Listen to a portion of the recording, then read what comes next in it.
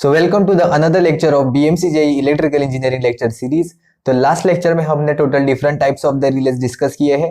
तो वो रिलेज के रिगार्डिंग आज हम क्वेश्चन डिस्कस करेंगे। डिफरेंट एग्जाम में जो पूछे गए हैं वो क्वेश्चन आज हम देखेंगे। तो चलिए बिना टाइम वेस्ट किए लेक्चर को स्टार्ट करते हैं।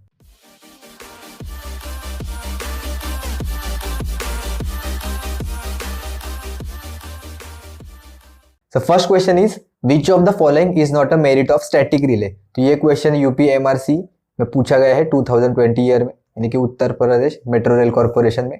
तो हमने लास्ट लेक्चर में स्टैटिक रिलेज डिस्कस किया था, उसके एडवांटेजेस एंड लिमिटेशंस भी देखे थे। तो अभी ऑप्शंस में हम लोग चेक करते हैं कि करेक्ट आंसर क्या है। तो first option is fast response. तो स्टैटिक रिले का रिस्पॉन्स होता है वो बहुत ही फास्ट होता है as compare to the electromechanical relays. तो ये ऑप्शन करेक्ट है। उसके बाद कॉम्पैक्ट साइज, हाँ ये साइज में बहुत ही ज्यादा कॉम्पैक्ट होता है, तो ये भी करेक्ट है, ये भी उसका एक मेरिट है।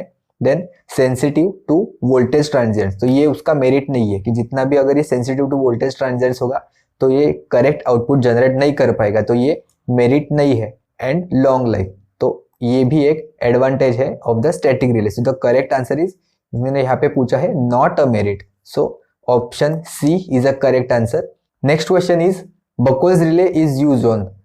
तो ये क्वेश्चन एलएमआरसी में पूछा गया है 2015 में। तो ऑप्शन देख लेते हैं क्या क्या है। बकोल्स रिले वेल्डिंग ट्रांसफॉर्मर्स में होता है क्या? नहीं। एयर कूल ट्रांसफॉर्मर्स में होता है क्या? नहीं। फर्नेस ट्रांसफॉर्मर्स में? नहीं। ऑयल कूल ट्रांसफॉर्मर्स में? Yes, option D is a correct answer. ये मैंने वहाँ पे डायग्राम में भी दिखाया था आपको ऑयल ड्रॉ करके, और मैंने आपको बताया भी था कि जो बकोल्स रिले है ट्रांसफॉर्मर के केस में वो हम ऑयल कूल ट्रांसफॉर्मर में या फिर ऑयल टाइप ट्रांसफॉर्मर में ही यूज करते हैं। यहाँ पर वो कोई ड्राई टाइप ट्रांसफॉर्मर में हम यूज नहीं कर सकते, क्योंकि वहाँ पे जो गैस एक्चुएटिंग उसका जो क्वांटिटी है वो बिकॉज ऑफ द ऑयल की वजह से ही वो प्रोड्यूस होता है। इसलिए बकोल्स रिले ऑयल टाइप ट्रांसफॉर्मर में ही हम हमेशा यूज करते हैं। आप यहाँ पे डायग्राम में देख सकते हो, ये हमने डायग्राम में डिस्कस किया था। Next question is which of the following is true with the solid state relay. Solid state relay मतलब ही स्टैटिक रिले, क्योंकि वहां पे हम सॉलिड स्टेट जो डिवाइसेस है वो यूज करते हैं, ट्रांजिस्टर, एम्पलीफायर, डायोड्स, तो उसे ही हम लोग सॉलिड स्टेट रिले भी कहते हैं। सो देखते हैं अभी ऑप्शंस क्या क्या है। They use semiconductor devices such as thyristor, yes, इसलिए उसे सॉलिड स्टेट डिवाइसेस कहते हैं, solid state relay. They are faster than the electromechanical relays, yes, ये उसका मेरिट है। And they do not have any moving parts, correct, उन्हें नाम ही है उसका स्टैटिक रिले, तो यानी कि वहां पे कोई भी मूविंग पार्ट नहीं है। तो जो कोई भी कंपैरिजन या फिर मेजरमेंट का जो काम है वो सब सॉलिड स्टेट के हेल्प से ही होता है, वहां पे कोई भी मूविंग पार्ट नहीं होता है। इसलिए option D is a correct answer, all of the above. Question 4 is differential relays are use for the protection of equipment against. तो ये देखो क्वेश्चन इंपॉर्टेंट है, इसलिए दो बार दो अलग अलग एग्जाम में पूछा गया है। तो इसका करेक्ट आंसर है इंटरनल फॉल्ट। तो जो डिफरेंशियल रिलेज है वो हम इंटरनल फॉल्ट्स के लिए यूज करते हैं, वो ओवर करंट के लिए नहीं यूज करते, रिवर्स करंट के लिए नहीं, एंड रिवर्स पावर के लिए भी नहीं, वो इंटरनल फॉल्ट्स के लिए यूज करते हैं। और हमने देखा भी था एप्लीकेशन उसका क्या क्या होता है, कहाँ पे हम लोग उसको यूज करते हैं डिफरेंशियल रिलेज को। तो डिफरेंशियल रिलेज को हम अल्टरनेटर वाइंडिंग या फिर ट्रांसफॉर्मर जो वाइंडिंग है वहां पर हम लोग यूज करते हैं। ये है उसका डायग्राम डिफरेंशियल रिले, जिसमें दो अलग अलग सिटीज यहाँ पे आप देख सकते हो। दोनों में से अगर सेम करंट फ्लो हुआ तो ये जो रिले ऑपरेटिंग कॉइल है उसमें से कोई भी करंट फ्लो नहीं होगा, जो कुछ भी करंट इससे फ्लो होगा वो less than the pickup value से होगा। इसका मतलब वहां पे रिले ऑपरेशन कोई नहीं होगा। अगर इनकमिंग करंट एंड जो आउटगोइंग करंट है वो अगर डिफरेंस हुआ तो ये दोनों में डिफरेंशियल करंट फ्लो होगा, ये जो ऑपरेटिंग कॉइल है उससे, जिसके वजह से जो रिले है वो पिकअप हो जाएगा और सर्किट ब्रेकर को आगे कमांड दे देगा। तो इसलिए जो डिफरेंशियल रिलेज है वो हम इंटरनल फॉल्ट्स के लिए यूज करते हैं। Next question is the Buchholz relay is dash. तो ये क्वेश्चन पूछा गया है एलएमआरसी में 2015 ईयर में। तो ऑप्शन चेक करते हैं क्या क्या है। It is installed inside the breaker, नहीं। Located on top of the conservator pump, नहीं, ये भी गलत है। Connected in pipe connecting transformer and conservator, हाँ ये ऑप्शन करेक्ट है। And part of the circuit breaker install near the transformer, ये भी गलत है। तो बकोल्स रिले है वो हमने डायग्राम में भी देखा था, आप यहाँ भी देख सकते हो कि जो ऊपर कंजर्वेटर टैंक है, कंजर्वेटर टैंक, और जो नीचे यहाँ पे मेन टैंक है जहाँ पे वाइंडिंग होती है, ये दोनों के बीच में जो पाइप कनेक्टेड लगा है, ये देखो आप यहाँ पे देख सकते हैं, ये जो पाइप है उसके बीच में ये बकोल्स रिले हम कनेक्ट करते हैं। Next question is by burden on the relay we generally mean. तो ये भी हमने डिस्कस किया था, ये देखो एग्जाम में दो बार पूछा गया डिफरेंट एग्जाम्स में। तो देखते हैं ऑप्शंस क्या क्या है। The current rating of the relay, voltage rating of the relay, volt ampere rating of the relay and watt rating of the relay. तो अगर आपने लेक्चर देखा होगा तो उसमें हमने डिस्कस किया था कि जो रिले का जो बर्डन है वो वोल्ट एम्पीयर यानी कि VA में डिनोट कर they for AC and watt for DC। तो मैक्सिमम केसेस में हम उसको वोल्ट एम्पीयर रेटिंग में ही लिखते हैं, तो इसलिए option C is more suitable option. अगर आपको क्वेश्चन एग्जाम में आया तो ऑप्शन C ही लिखना, यानी कि volt ampere rating of the relay को ही हम बर्डन ऑन द रिले कहते हैं, यानी कि उसका टोटल पावर कंजम्पशन कितना है। Next question is more relay is dash. ये क्वेश्चन पूछा गया है UKPSC 2013 में। तो ऑप्शंस देखते हैं क्या क्या है। Current restraint current relay, voltage restraint directional relay, current restraint directional relay end voltage restraint current relay. तो ये हमने डिस्कस नहीं किया था, लेकिन अगर आपने लेक्चर देखा होगा ध्यान से तो मैंने कहा था कि जो एडमिटेंस रिले या फिर मोह रिले होता है वो डायरेक्शनल रिले होता है, करेक्ट। डिस्टेंस प्रोटेक्शन के साथ वहां पे डायरेक्शनल का भी हम एडिशनल फीचर प्रोवाइड करते हैं, इसलिए डायरेक्शनल रिले तो है, हमें ये पता होगा। और सिमिलर मैं आपको एडिशनल एक बता देता हूं कि जो रिले का जो ऑपरेशन है उसके लिए हमें operating torque and restraining torque, ये दो टॉर्क की जरूरत पड़ती है। ऑपरेटिंग टॉर्क जिसके वजह से ऑपरेशन होता है डिस्क का वगैरह जो होता है वो, और रिस्ट्रेनिंग टॉर्क से हम उसे जो एक्शन है रोटेटिंग एक्शन उसे हम लोग कंट्रोल करते हैं। तो जो रिस्ट्रेनिंग टॉर्क है वो हम वोल्टेज के हेल्प से उसको प्रोवाइड करते हैं, इसलिए ऑप्शन बी यहाँ पे करेक्ट आंसर होगा। या आप ध्यान में रखना एग्जाम में पूछा जा सकता है कि it is a voltage restraint directional relay. तो डायरेक्शन रिले तो हमें पता ही है, तो इसलिए दो ऑप्शन तो हम ऐसे भी एलिमिनेट कर सकते थे। तो उसके साथ साथ voltage restraint directional relay is a correct answer. Next question is the pilot relaying schemes are used for the protection of. तो ये क्वेश्चन भी पूछा गया है एग्जाम में पहले ही। तो पायलट रिलेइंग स्कीम हमने नहीं देखा था, तो भी उसका डेफिनेशन थोड़ा देख लेते हैं क्या क्या होता है। The pilot relaying refers to the relaying scheme employing a communication network between the relays at different substation to transmit trip or don't trip signal, and the intent here is to trip the circuit breaker as fast as possible। तो जो pilot relaying scheme है उसमें हम communication network का use करते हैं between the two substations. तो इसका करेक्ट आंसर है ट्रांसमिशन लाइन। हमने देखा भी था कि ट्रांसमिशन लाइन के केस में जो डिफरेंशियल प्रोटेक्शन है वो हम यूज नहीं करते, इसलिए एडिशनल उसके साथ हम कम्युनिकेशन नेटवर्क यूज करते हैं, जिसकी वजह से जो टोटल स्कीम है उसे हम लोग बोलते हैं पायलट रिलेइंग स्कीम। तो इसलिए option D is a correct answer. Pilot relaying scheme is use for the protection of transmission line. Next question is a list of relays and the power system components protected by the relays are given in the group 1 and group 2 respectively. Choose the correct matches from the choices given below. तो आपको ये दिख रहा होगा कि question दो बार पूछा गया है दो अलग अलग एग्जाम्स में। तो हमें क्या दिया है, ग्रुप 1 में different types of the release दिए हैं एंड ग्रुप 2 में वो रिलेज कहाँ पे हम लोग यूज करते हैं वो वहाँ पे दिया है। तो हम लोग देख लेते हैं कि क्या क्या आंसर करेक्ट होगा। तो सबसे पहले देख लेते हैं कि डिस्टेंस रिले। तो हमने देखा था डिस्टेंस रिले कौन से टाइप के होते हैं, एक होता है इम्पीडेंस रिले, एक होता है रिएक्टेंस रिले, एक होता है एडमिटेंस रिले। तो हमने हर एक रिले डिफरेंट ट्रांसमिशन लाइन के लिए यूज किया था, तो इसलिए डिस्टेंस रिले हम लोग ट्रांसमिशन लाइन में यूज करते हैं, इसलिए पी का आंसर होगा 6। देन अंडर फ्रीक्वेंसी रिले तो हमने नहीं देखा था, डिफरेंशियल रिले देखा था, लेकिन लास्ट में यहाँ पे है बकोज रिले। तो हमें 110% पता है कि जो बकोज रिले है वो कहाँ पे यूज होता है, तो ट्रांसफार्मर में। तो इसलिए पी का आंसर 6 होगा, एस का आंसर होगा 1। तो हम लोग देख लेते हैं P6 कहाँ पे है। P6 option B and option D में है, तो ऑप्शन ए एंड सी तो कैंसिल आउट हो जाएगा। एंड एस का आंसर 1 कहाँ पे है, तो डी में हम लोग देख सकते हैं, इसलिए ऑप्शन डी यहाँ पे करेक्ट आंसर है। डिफरेंशियल रिले का ऑप्शन देख लेते हैं यहाँ पे क्या है। तो डिफरेंशियल रिले का इन्होंने दिया है आर का वैल्यू है 3, तो इसलिए डिफरेंशियल जो रिले है वो हम बस बार में भी यूज करते हैं, वो हमने एप्लीकेशंस में नहीं लिखा था, लेकिन जो डिफरेंशियल रिले है वो हम अल्टरनेटर के केस में भी यूज कर सकते हैं, वो हम लोग ट्रांसफार्मर के केस में भी यूज कर सकते हैं ट्रांसफार्मर वाइंडिंग के लिए, एंड जो बस बार है वहाँ पे भी हम लोग उसे यूज कर सकते हैं। तो इसलिए ऑप्शन चेक करते वक्त जो आपको 100% सबसे पहले पता है कि जो बकोज रिले है वो हम ट्रांसफार्मर में ही यूज करते हैं, इसलिए हमने सबसे पहले वो रिले का करेक्ट आंसर फाइंड आउट किया और उसके बाद जो रिमेनिंग आंसर्स है उसके लिए हम जाते हैं। तो option D is a correct answer here. Next question is the more relay is normally use for the protection of dash. तो आप देख सकते हो कि ये क्वेश्चन कितना इंपॉर्टेंट है, अलग अलग एग्जाम में पूछा गया है 2007 में, 2008 में, एसएससी जेईई में पूछा गया है and same year engineering service में भी पूछा गया है question.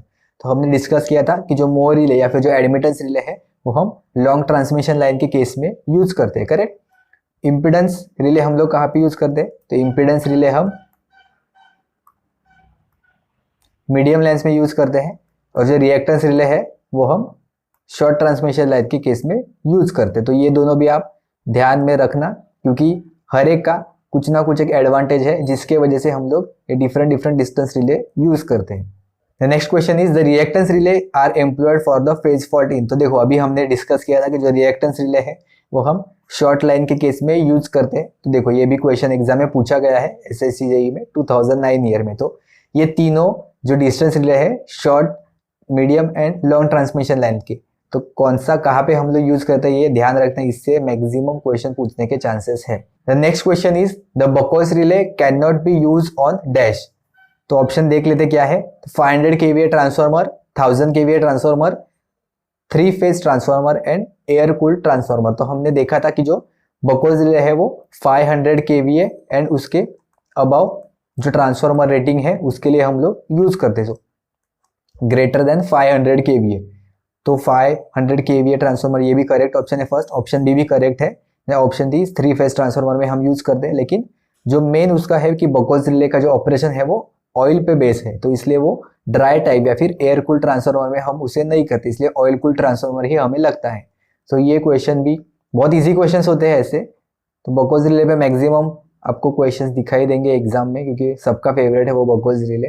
Next question is the which of the following relays has the capability of anticipating the possible major fault in a transformer.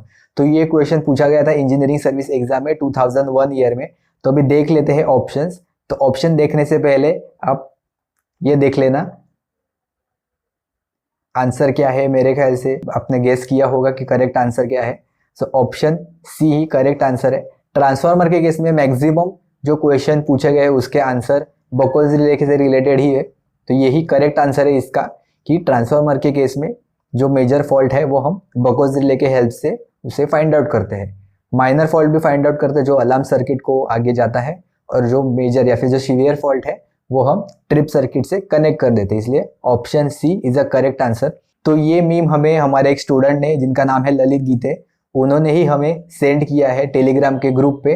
तो अगर आपने टेलीग्राम का ग्रुप अभी तक ज्वाइन नहीं किया है तो आपको डिस्क्रिप्शन बॉक्स में नीचे उसकी लिंक मिल जाएगी, या फिर मेरी वीडियो के एंड में आपको एक QR कोड भी दूंगा, वो भी आपने स्कैन करोगे तो डायरेक्टली ग्रुप पे ज्वाइन करोगे। तो हम लोग ऐसे ही वहाँ पे मीम्स वगैरह शेयर करते हैं, जिससे जो स्टडी का जो मटेरियल है वो भी एक दूसरे के साथ इजीली शेयर हो जाता है, और मीम के साथ साथ हमें जो स्टडी करना है वो भी आसानी से हो जाता है। तो जल्दी से जाके वो टेलीग्राम ग्रुप ज्वाइन करना, और आपके कुछ भी डाउट्स है तो वो भी वहाँ पे आप इजीली पोस्ट कर सकते हैं। Next question is the Buchholz relay is use for. देखो बकोस रिले पे बहुत क्वेश्चन पूछे गए हैं, हर एक एग्जाम का फेवरेट टॉपिक है। तो ऑप्शन देख लेते क्या क्या है। Protection of transformer against all internal faults, protection of transformer against external faults, protection of transformer against both internal and external faults, and protection of induction motor. तो induction motor तो answer तो एकदम ही गलत है। हमें पता है बकोस रिले हम ट्रांसफार्मर के केस में यूज करते हैं, लेकिन इसका करेक्ट आंसर है protection of transformer against all internal faults. हमने लेक्चर में डिस्कस भी किया था कि वो एक्सटर्नल फॉल्ट्स पे या फिर कोई केबल पे या फिर जॉइंटिंग पे या फिर बुशिंग पे अगर कोई भी फॉल्ट आया तो उसे वो एलिमिनेट नहीं कर सकता है, बिकॉज वहाँ पे ऑयल का प्रेजेंस होना बहुत ही ज़्यादा इंपॉर्टेंट है। तो इसलिए protection of the transformer against all internal faults, तो यही होता है बकोस रिले का काम। The next question is the which relay is use to detect and protect the internal faults of the transformer. तो देखो अभी कितने बार ये क्वेश्चन हम लोग डिस्कस करेंगे, कोई ना कोई थोड़ा सा वर्डिंग चेंज करते ये क्वेश्चन पूछा जाता है। तो ट्रांसफार्मर आया तो बकोस रिले ही आएगा, तो यहाँ भी करेक्ट आंसर इसका बकोस रिले ही है। तो बकोस रिले रिलेटेड जो क्वेश्चन है ये इंजीनियरिंग सर्विस एग्जाम में पूछा गया है 2005 ईयर में। Next question is a distance relay with inherent directional property is known as. तो यहाँ पे भी ऑप्शन में बकोस रिले है, लेकिन डायरेक्टली ये टिक मत कर देना क्योंकि बकोस रिले यहाँ पे गलत आंसर है। तो हमने लेक्चर में डिस्कस किया था कि डिस्टेंस रिले कौन से होते हैं, impedance relay, admittance relay and reactance relay. तो जिसमें directional property, inherent directional property जिसमें प्रोवाइडेड होती है तो वो होता है एडमिटेंस रिले या फिर मोर रिले, जो हम लोग लॉन्ग ट्रांसमिशन लाइन के केस में यूज करते हैं। इसलिए ऑप्शन बी करेक्ट आंसर है। तो ऑप्शंस में या तो एडमिटेंस रिले या फिर मोर रिले दिया होगा, तो दोनों आंसर्स करेक्ट है।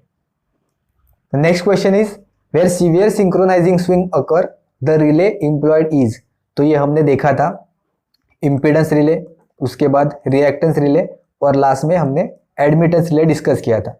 तो जो रिएक्टेंस रिले का जो डिसएडवांटेज है, यानी कि अगर कोई भी पावर स्विंग आया तो वहां पे रिएक्टेंस बहुत ही ज्यादा चेंज होता है पावर स्विंग के वजह से। इसके लिए हम जो रिएक्टेंस रिले है वो वहां पे यूज नहीं कर सकते, और अगर रिएक्टेंस का वैल्यू चेंज हुआ तो ऑब्वियसली इंपीडेंस का वैल्यू भी चेंज हो जाएगा। तो स्पेशली लॉन्ग ट्रांसमिशन लाइन के केस में जहाँ पे पावर स्विंग होता है वहां पे हम इंपीडेंस रिले और रिएक्टेंस रिले का यूज नहीं कर सकते, इसलिए वो पर्टिकुलर केस में हम एडमिटेंस रिले यानी कि मोर रिले यूज करते हैं। So for power swing we use mho relay. Next question is a fault current of 2000 ampere is passing on the primary side of 400 by 5 CT.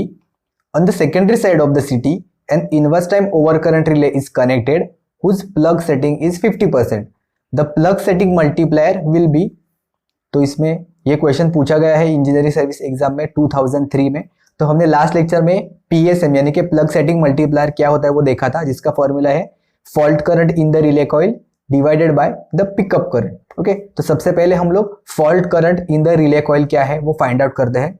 तो ये है transmission line जिसमें से 2000 ampere current flow हो रहा है, और यहाँ पे है CT जिसका रेशियो है 400:5, यानी कि अगर प्राइमरी में 400 फ्लो हुआ तो सेकेंडरी साइड में हमें 5 एम्पियर मिलेगा, और इसके सेकेंडरी साइड को हमने एक रिले से कनेक्ट किया है यहाँ पे।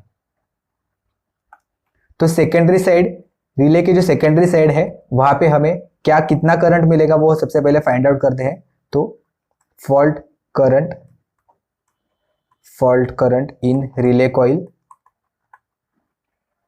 ये फाइंड आउट करते हैं। तो इसके लिए 2000 मल्टीप्लाई बाय सेकेंडरी साइड में कितना करंट होगा 5 डिवाइडेड बाय 400, ये रेशियो लिया।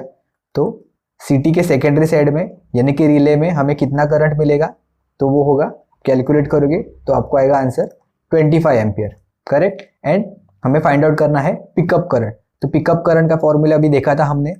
पिकअप करंट क्या होता है, pickup current is equal to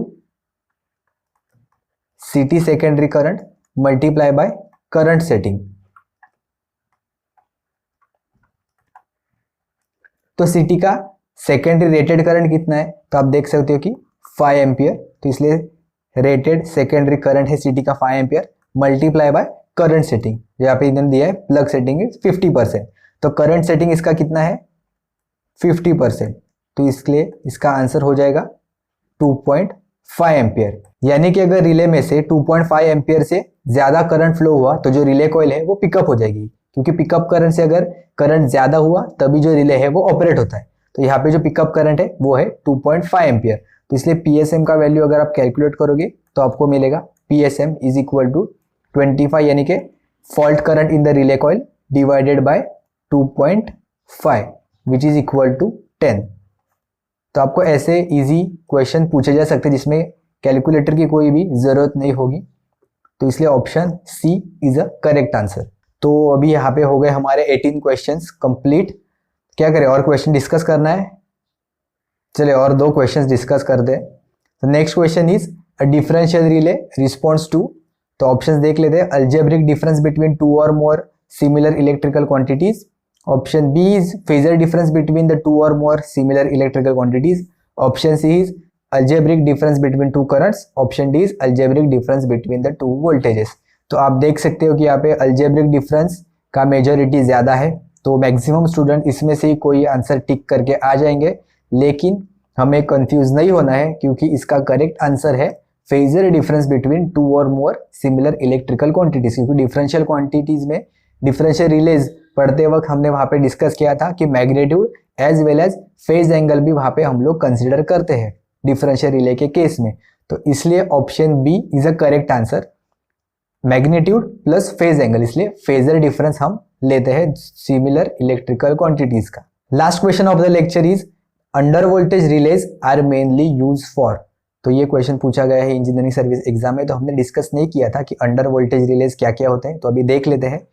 अगर हमने पावर कांस्टेंट है ऐसा अज्यूम किया तो P क्या होता है, V एंड I का मल्टीप्लीकेशन। तो अगर वोल्टेज का वैल्यू कम हो यानी कि अंडर वोल्टेज हुआ तो करंट का जो वैल्यू है वो बढ़ जाएगा फॉर कांस्टेंट पावर। तो अगर करंट ज़्यादा हुआ तो ओवर करंट का केस हो जाएगा, इसलिए जो हमारे इक्विपमेंट है वो डैमेज हो सकता है। तो ये मोटर प्रोटेक्शन के लिए भी यूज़ करते हैं, ट्रांसफार्मर प्रोटेक्शन के लिए भी यूज़ करते हैं एंड ट्रांसमिशन लाइन प्रोटेक्शन के लिए भी यूज़ करते हैं, क्योंकि अंडर वोल्टेज केस बहुत ही रिस्की है।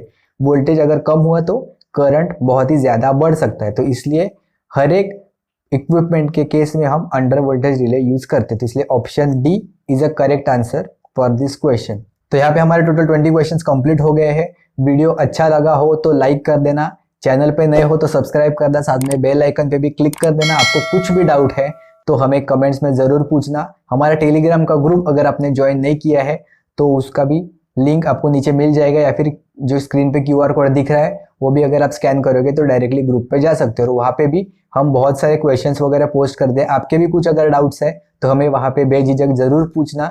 ये वीडियो अपने मैक्सिमम दोस्तों के साथ शेयर करना, रिविजन करते रहना, कंटिन्यूसली पढ़ते रहना। और अगर आज जो क्वेश्चन डिस्कस किए हैं उसके रिगार्डिंग कोई भी रिले की जो थ्योरी अगर आपको चाहिए तो वो हमने लास्ट लेक्चर में कवर किया है, जिसकी लिंक आपको नीचे डिस्क्रिप्शन बॉक्स में या फिर ऊपर आई बटन पे मिल जाएगी। तो चलिए अभी हम लोग मिलते हैं नेक्स्ट लेक्चर में।